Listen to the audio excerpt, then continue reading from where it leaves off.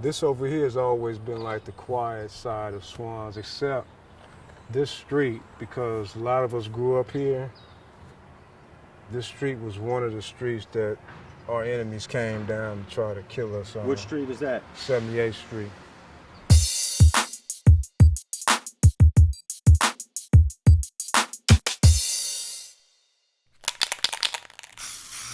This is where my gangbanging career started, right here.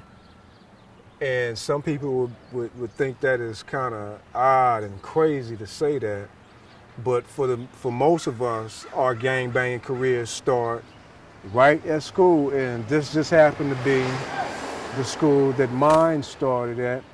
And we created our gang through means of entertainment, which was the Warriors movie that came out back in, I believe it was 1979. And we became the Warriors, and our enemies, which ultimately became the Crips, most of which was from 76th Street East Coast, 59 East Coast, one of which I named was Thomas Todd, who was a friend of mine. They was the Riffs, because in the movie The Warriors, the Riffs was a bigger gang than everybody else. So we was just shadowing what was going on. But yeah, this school here is where I was introduced to gang violence, and some of the people that we called enemies. We all went to this school and later met up as enemies on the street shooting at each other.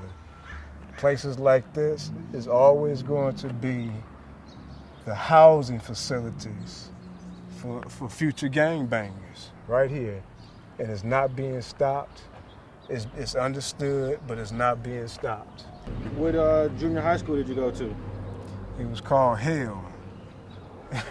That was a nickname we gave it. And that was Drew Junior High School. The moment we got there, it was on.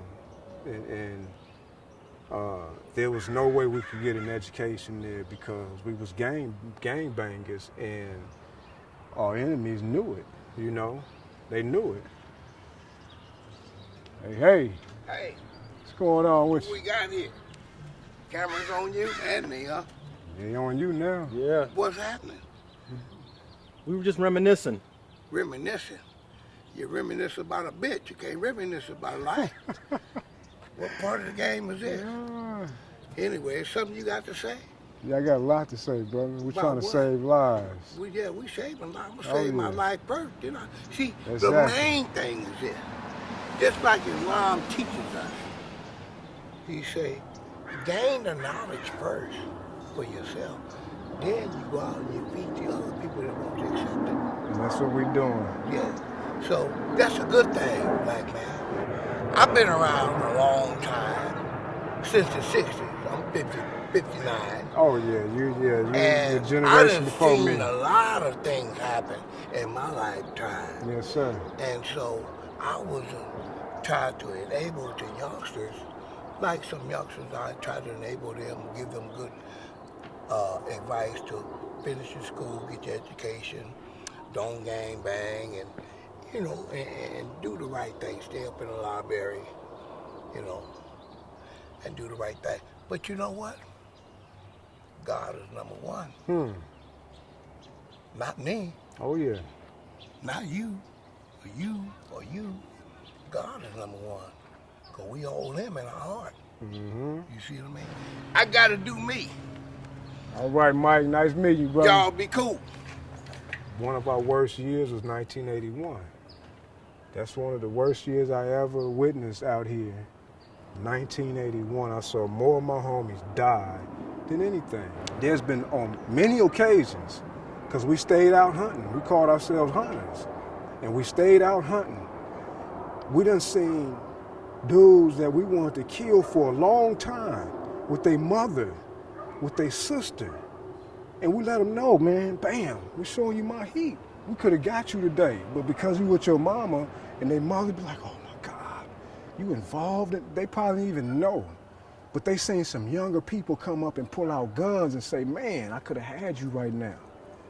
That's happened more than I can count fingers.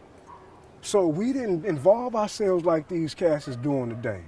It wasn't that serious to us, because if we felt like we had to involve women, even females that we knew bang, get out of here. You don't know what you're doing. There's this thing going around today that says snitches get stitches.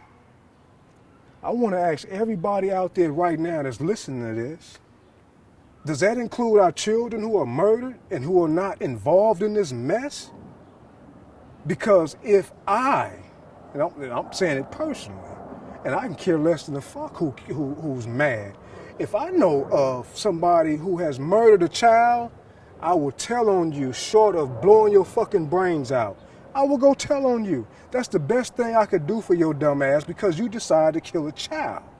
So all this snitches get stitches bullshit, it is creating a culture that says we can care less who you kill. If you tell on that person, you get stitches. But that ain't true, because we know there's snitches coming in and out of these hoods every day, and y'all know who they are. And because they might have a little paper, y'all let them come through. There's a snitch that come through over here, probably every day, and they know about it. Don't do nothing to them. But that saying is going out, so what it's doing is creating a mind state for us to be further desensitized by children being murdered. Soon as I got right here, a car pulled right there. All they had to do was point straight, but they shot over here. They shot these windows out right here with a shotgun. My objective is to primarily, first of all, keep the people in my community alive. And my second one is to keep them out of jail.